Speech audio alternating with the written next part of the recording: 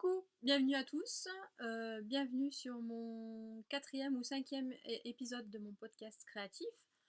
Je m'appelle Laetitia, si vous venez ici me voir pour la première fois.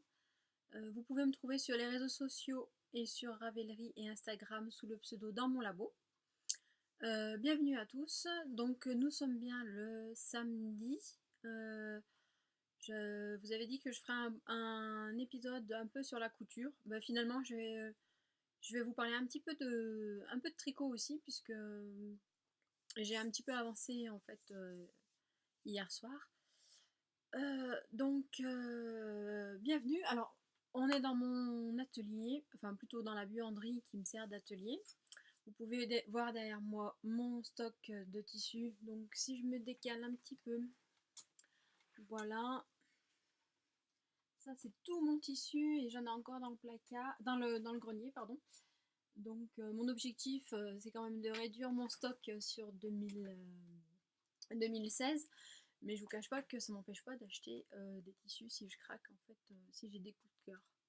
Voilà, donc si ça vous intéresse que je vous fasse un petit peu visiter l'endroit où je travaille, bah dites-le moi et puis je vous ferai faire un petit tour du propriétaire. Je vous fais juste voir 2 secondes mes petites machines. Donc là, j'ai ma surjeteuse Juki qui me donne bien du mal, mais bon, on s'apprivoise toutes les deux. Ensuite, j'ai la machine à coudre, ma Brover FS40. Donc ça fait 6 mois que je l'ai. Donc pareil, on s'apprivoise aussi. Et de ce côté-là, vous avez ma brodeuse que j'ai eue à Noël dernier par mon chéri. Voilà pour le matériel couture. Alors, bienvenue. On va commencer tout de suite par les achats que j'ai fait dernièrement. Donc, c'est des petites bricoles, mais voilà, j'avais envie de vous les montrer. Donc, comme j'ai une nouvelle machine, elle a des canettes en fait qui fonctionnent pas comme mon ancienne, ma Toyota. Donc, il a fallu que j'en achète. Donc, j'ai passé une petite commande sur Rascol. Et je dois dire qu'ils ont été super rapides. Ils sont pas très chers. Donc, je pourrais le conseiller en fait. Le seul regret que j'aurais sur ce site, c'est qu'ils vendent pas beaucoup de laine en fait. Et j'aurais bien aimé trouver de la laine à chaussettes chez eux pour pouvoir passer une commande groupée. Je m'excuse pour la lumière parce que comme chéri dort, bah, du coup, je suis dans l'atelier et comme c'est dans une partie du sous-sol, j'ai pas un éclairage naturel, donc je travaille avec le néon, donc la lumière elle peut varier un petit peu et j'en suis désolée d'avance. Bref, donc j'ai commandé des canettes et j'en ai profité pour commander un outil pour faire de la pose de fermeture invisible. Donc je sais pas si vous connaissez le... Je l'ai pas, vous voyez que je ne l'ai pas encore utilisé. Donc il faut que j'étudie le cas parce que je voudrais attaquer en fait les robes Guirendo et je voudrais mettre des fermetures à glissière invisible. Et j'essayais bêtement avec mon pied de biche euh, qui est avec la machine quoi et j'ai jamais réussi. Je m'en approche mais j'arrive pas donc je pense que en fait ce petit matériel là il est quand même nécessaire quoi. Voilà pour ma petite commande chez Rascol. Et du coup, j'en ai profité pour commander en même temps, en fait, mais sur le site d'Amazon, le livre de Christelle Benetou sur la machine à coudre, parce que avec ma Brover, comme on est en apprentissage l'une avec l'autre, et ben il y a des choses que j'ai envie de tester. Donc je me suis dit que ce bouquin pouvait m'aider. Et il est super bien écrit, il est très bien illustré, vous voyez. Du coup, je pense qu'au mois de février, voilà, quand j'aurai un peu d'argent, je me commanderai le livre sur la surjeteuse. Parce qu'en fait, elle me fait un peu des misères, j'arrive pas à la régler. Donc,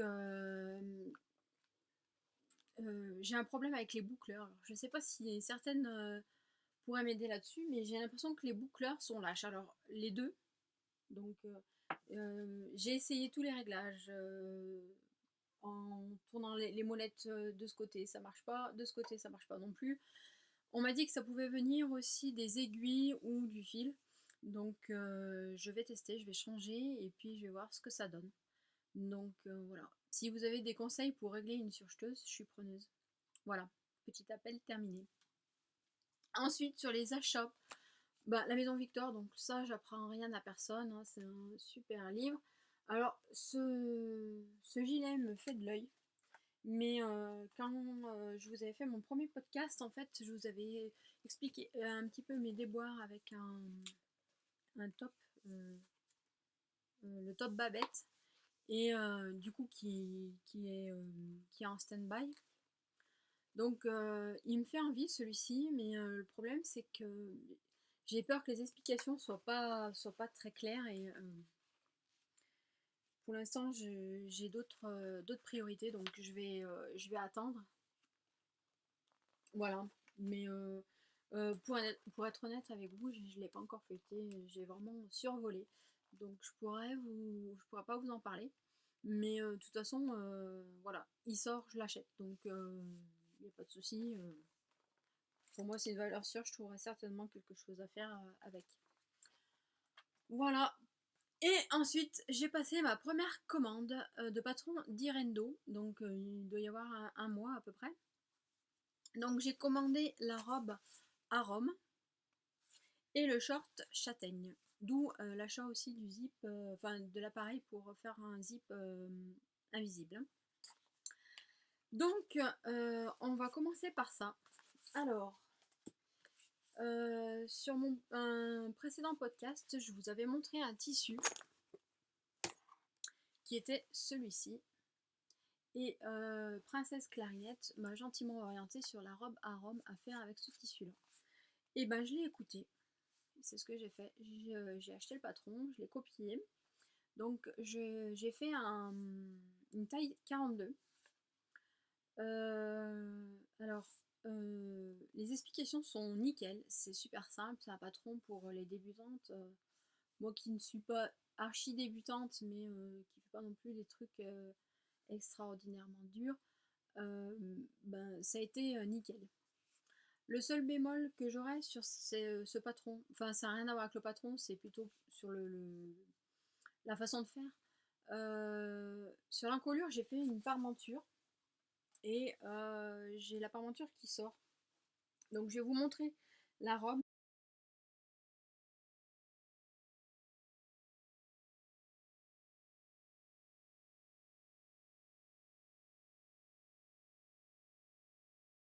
J'essaierai d'insérer des photos portées parce que comme ça je pense que ça va pas rendre grand chose. Donc comme j'avais un problème avec ma surjeteuse, je l'ai surjetée à la machine. Donc c'est pas très joli, mais bon au moins ça s'effiloche pas. Donc je l'ai fait en 42 avec les manches. Non, dans quel sens? Voilà. Hop. Mais les manches légèrement chauve-souris. Avec une découpe princesse dans le dos. Donc là on voit rien, strictement rien. Donc je vais vous montrer une photo portée. Je l'adore. Je l'ai déjà portée 2-3 fois. Et donc mon seul problème, voilà, c'est j'ai la parmenture en fait je l'ai pas recousue autour là. Et je pense que c'est ce que je vais faire pour la fixer parce qu'elle a tendance à ressortir quand je le porte. Alors j'ai utilisé ici une sorte de viscose polyester, un peu satiné. Donc avec les collants, le bas de la robe remonte un petit peu. Ça a tendance à coller un petit peu à la peau. Mais bon, j'aime bien le motif. Avec un gilet long, nickel quoi. Une paire de bottes.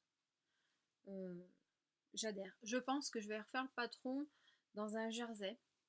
Donc par contre je le ferai en taille 40. Donc la taille 42 elle me va à la poitrine un peu juste, mais ça va quoi, c'est gérable. Par contre au niveau des hanches, elle est un petit peu large. Donc je pense que je chimistrerai entre les deux tailles, entre le 40 et le 42. Voilà, mais sinon, il n'y a rien à dire. Ça sera certainement pas la dernière que je ferai. Pardon, pardon. Dans ce modèle-ci. Voilà. Le short châtaigne, je ne l'ai pas fait. Parce que je vous avais montré, je n'ai pas là, je vous avais montré un velours. Et on m'avait conseillé, donc je crois que c'est toujours Princesse Clarinette, qui m'avait conseillé en fait le short châtaigne dans ce velours. Et comme j'avais beaucoup de métrage, j'ai préféré commencer par une petite jupe parce que j'avais envie d'une petite jupe. Donc j'ai fait une jupe Madine mi-couture, le spécial collection couture facile. Les patrons, vous les aviez gratuitement, enfin non, on les payait, mais je veux dire avec le programme télé, donc c'était avec Télé 7 jours, j'achetais le programme télé. Donc j'achète jamais le programme télé, mais là je l'achète pour avoir les patrons, pour me faire une petite collection. Donc la jupe c'est celle-ci. Hop. Voilà, c'est une petite jupe portefeuille. Donc ma couture facile, Madine Mi Couture. Alors sur le site de Madine Mi Couture, je sais pas si on peut le retrouver. Je sais qu'il y a certains modèles qu'on peut les retrouver, mais pas avec le même nom. Donc là, je sais pas si vous retrouverez la même chose. Je ne me suis pas penchée sur le cas. Donc peut-être que vous la trouverez. Alors ça s'appelle la jupe portefeuille Eva. Ou essayez de la trouver aussi sur le site de Télé 7 jours collection. Je pense que c'est possible de les recommander. Donc, qu'est-ce que j'ai à dire de ce patron? Alors, je ne sais pas si c'est un problème de cette collection-ci ou si c'est un problème de Madine Mi Couture. Vu le tableau de taille, je devais la faire en 42. Donc, je vous glisserai une photo portée. Et en fait, elle est immétable. Elle est 2 fois trop grande. Donc, je vais essayer hop, de la caler. Voilà. Donc, j'ai au moins ça en trop. Donc, je vois pas. Enfin, je sais pas si vous vous rendez compte, mais c'est énorme quoi.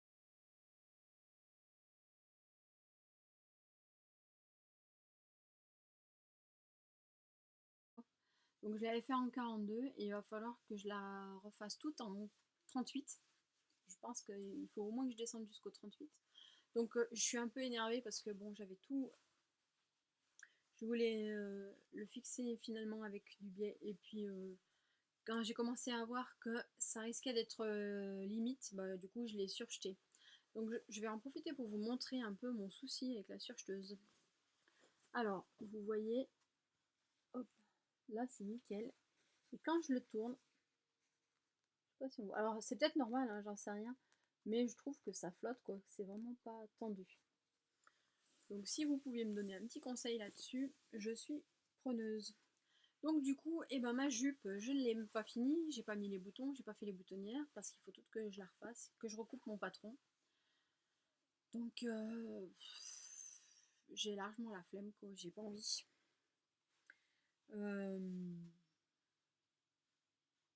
ouais, c'est. Je suis un peu dégoûtée quoi. Donc j'aimais bien le patron parce que voilà, c'était simple, c'était vite fait. En un après-midi ou une journée, ça devait être fait.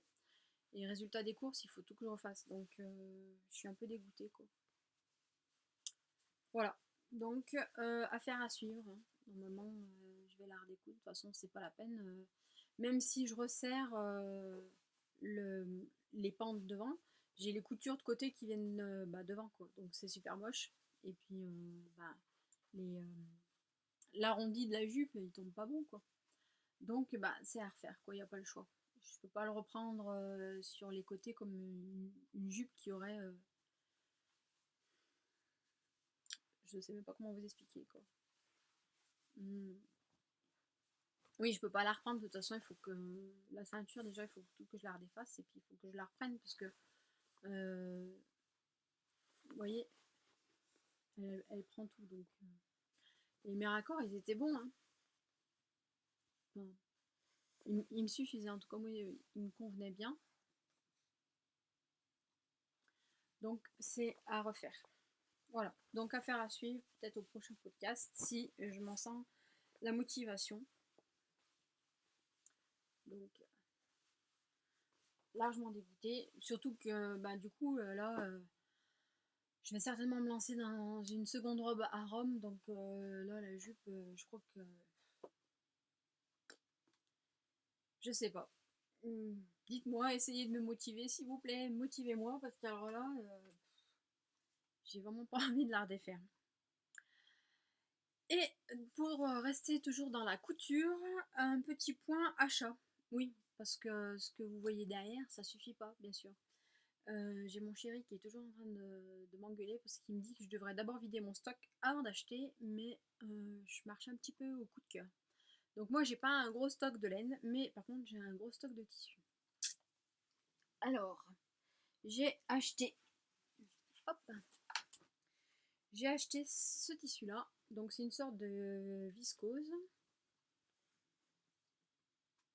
avec des motifs cachemire. Donc c'est une couleur noire avec un motif kaki. Donc les motifs sont kaki. Je sais pas si on va le voir comme ça. Voilà.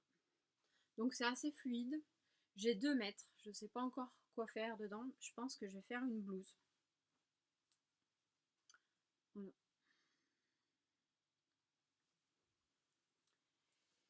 J'ai trouvé ce tissu là. Alors pareil, donc pour moi il est un petit peu coloré. Moi j'ai beaucoup de sombre. Donc avec des motifs un peu géométriques. Je sais pas, j'aurais bien vu une jupe, je pense, dedans. Mais c'est pareil, j'ai 2 mètres, donc j'ai de quoi faire.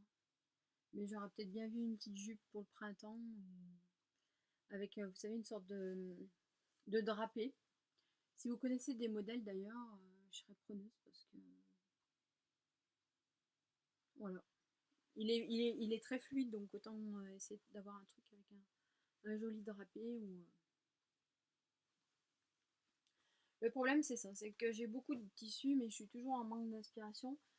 Et j'ai tellement peur de me planter que bah, souvent je les utilise pas ou très peu parce que après je me dis que ça pourrait être du gâchis si je me plantais quoi. Parce que il y a tellement des modèles, on se dit oh, on les verrait dans un certain motif et une fois qu'on l'a fait, bah, le tissu, alors le motif va mais le tissu soit c'est trop épais, soit c'est trop transparent, soit ça tombe trop. Donc c'est assez difficile. J'ai ce problème-là en fait sur les tissus, c'est que j'arrive pas à associer les tissus avec les modèles. Donc voilà, tout le drame de ma vie. Et ensuite, ce tissu-là. Donc la laise, elle est là. Donc si vous voulez, les motifs sont couchés. Mais je pense l'utiliser bah, dans ce sens-là, forcément, puisque vous voyez qu'il y a un bord. Donc pour faire un bracelet de manche, ça peut être sympa. Je pensais faire une chemise avec. Je vais essayer de vous montrer le bas. Hop, voilà. Donc je pense faire une chemise là-dedans, mais là j'ai 3 mètres, donc je sais pas. Donc les 3 c'est du polyester, alors je sais pas. Je le travaille très peu le polyester, je travaille beaucoup le coton donc, et le jersey. Mais bon, il faut un début à tout. Hein. Voilà, pour ce qui est de la couture, j'espère que j'ai pas été trop brouillon parce que j'ai un peu de mal à m'ordonner. Je pense que la prochaine fois, je vais me faire une note et puis essayer d'organiser mes pensées parce que j'ai l'impression, enfin souvent même, je pars un petit peu, je suis en train de parler d'un truc et puis je pense à autre chose et du coup, ben, entre guillemets, je, je, je, je réfléchis à voix haute en fait. Donc il faut pas m'en tenir rigueur si des moments ça n'a pas bien de cohérence. Mais ouais, ça m'aide à. Enfin, j'ai tellement peur en fait d'oublier de vous dire quelque chose que bah, il m'arrive de sauter du coq à l'âne parce que en vous disant quelque chose, je vais penser à un autre truc. Donc, bref, on s'éloigne encore du sujet. On n'est pas là pour ça, on est là pour parler couture et tricot. Donc pour le tricot, j'aurais pas grand chose à vous montrer parce que je suis en train de faire un test et je crois pas que j'ai le droit de vous le montrer. Donc je vais quand même vous montrer la laine parce que c'est mes premiers écheveaux. Hey, hey. C'est de la attendez, hop, Cascade Yarn 220 Evers. Donc c'est de la laine qui est un petit peu chinée.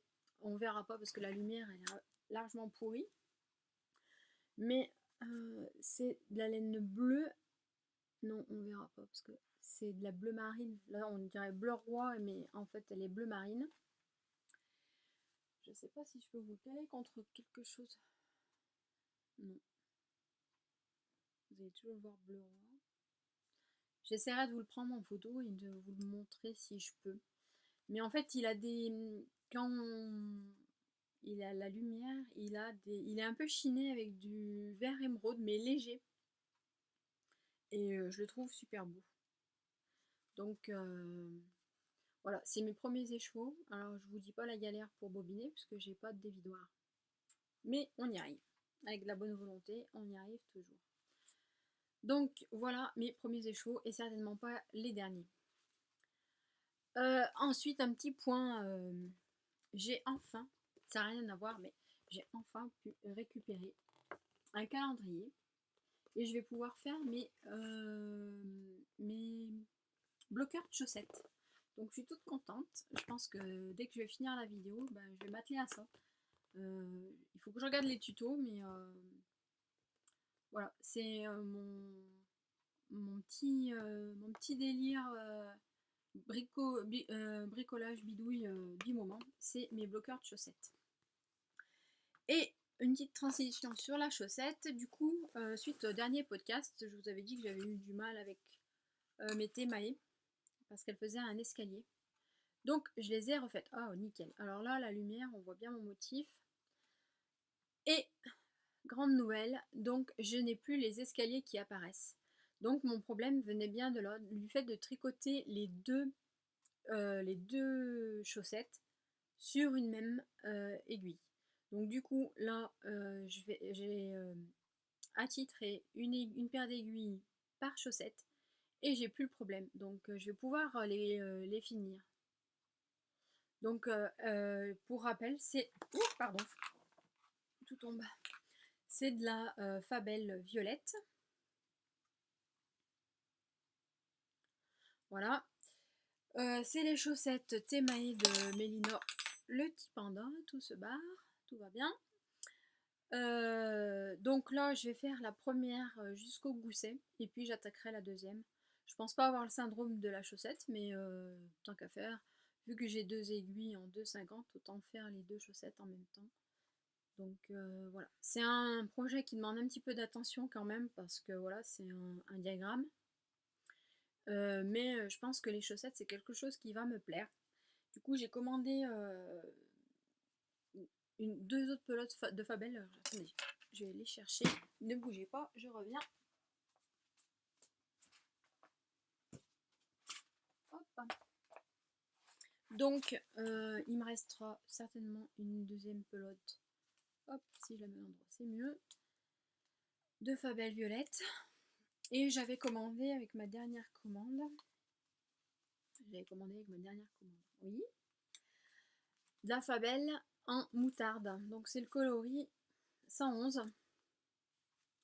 Donc je sais pas si je vais faire des chaussettes très grandes ou si je vais combiner avec ça en faisant soit des rayures, soit une pointe et le talon contrastant. Je sais pas encore.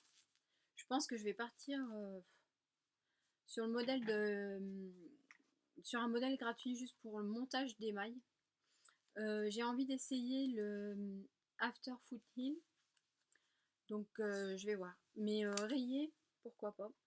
En moutarde et violet. Ça peut être sympa. Donc mes témailles, elles feront partie de mes chaussettes de janvier. Je pense les finir. Enfin, je vais les booster, donc elles seront finies pour le 31 janvier, je pense. Et ensuite, je pense que c'est ça. Ou ça. Je sais pas. À réfléchir. ça sera mes chaussettes de février. Donc j'ai pas trouvé encore le modèle. Je pensais aux Hermione's. Comment ça s'appelle? Hermione's Everyday Socks. Mais je sais pas. Ou alors je... Ouais non. Si je le double, ça va pas faire. Je sais pas. Parce que les Hermione, il faudrait que je regarde sur les projets pour voir s'il y en a en uni. Je sais pas ce que ça peut donner. Bref, à voir. Je vais réfléchir. Voilà, pour ce qui est de la laine, pour ce qui est des projets en cours et des achats. Donc je sais pas, non, j'ai rien d'autre. Je suis en train de regarder autour de moi, voir si j'ai oublié de vous parler de quelque chose. Non, juste un tout petit point. En fait, j'ai vu que plusieurs personnes parlaient en fait de choses qui ont rien à voir ni avec la couture, ni avec le tricot. Et en fait, moi, je voulais vous montrer. Alors, je l'attrape juste, je me penche un petit peu. Tout tombe, voilà. Il faudrait vraiment que je range mon atelier. Donc, moi, je voulais vous parler un petit peu de broderie et notamment de point de croix parce que c'est par ça que j'ai commencé en fait les loisirs créatifs. Et je voulais vous montrer quelque chose qui me tient à cœur, alors qui est peut-être pas super beau. Et en fait, c'est mon premier ouvrage.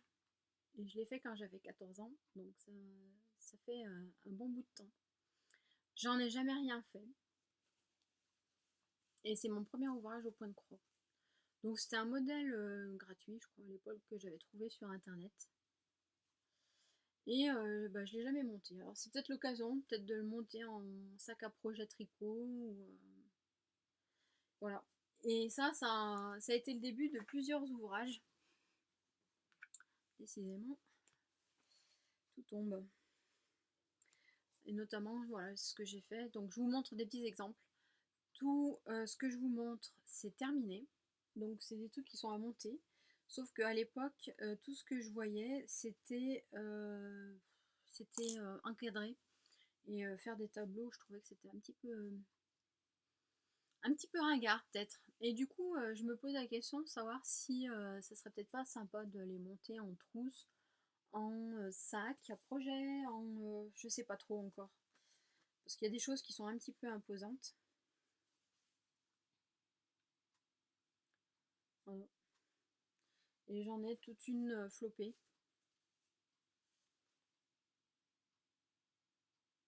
Donc je sais pas, à voir. Vous voyez, ça c'est tout ce qui a été fait et qui est terminé.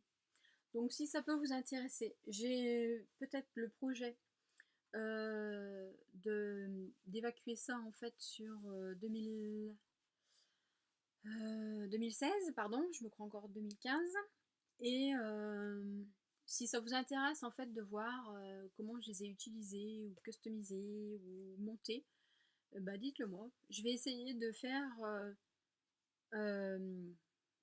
un projet par mois, c'est-à-dire ouais, monter un projet que j'ai fait au point de croix sur de la couture. Donc une trousse, un sac, je sais pas. En fait, si vous avez des idées aussi, dites-le moi. Hein. J'ai aussi des monogrammes. Hop. Voilà, donc il y a de la toile Aïda, il y a de la toile de jute.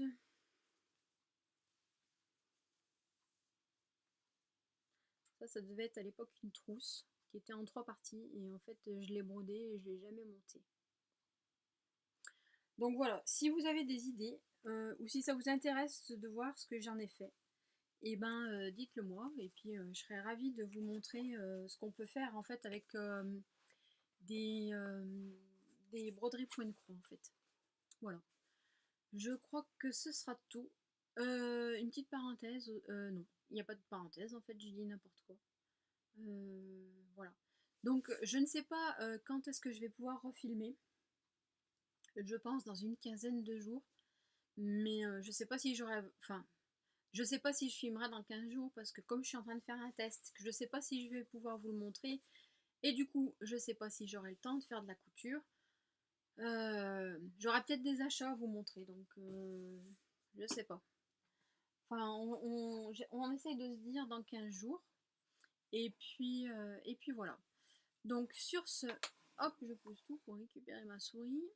Sur ce, je vous souhaite de bonnes coutures, de bons tricots, de passer de bons temps avec votre famille, avec les gens qui vous sont chers. C'est très important. Je vous embrasse. Si vous avez des questions, surtout n'hésitez pas. Je me répète, mais je n'ai jamais encore mangé personne et je ne mords pas non plus. Donc, si vous avez des questions, si vous voulez savoir des choses, n'hésitez pas surtout. Je me ferai un plaisir d'y répondre. Voilà. Sur ce, je vous souhaite de bons tricots, de bonnes coutures et je vous dis à très bientôt. Salut!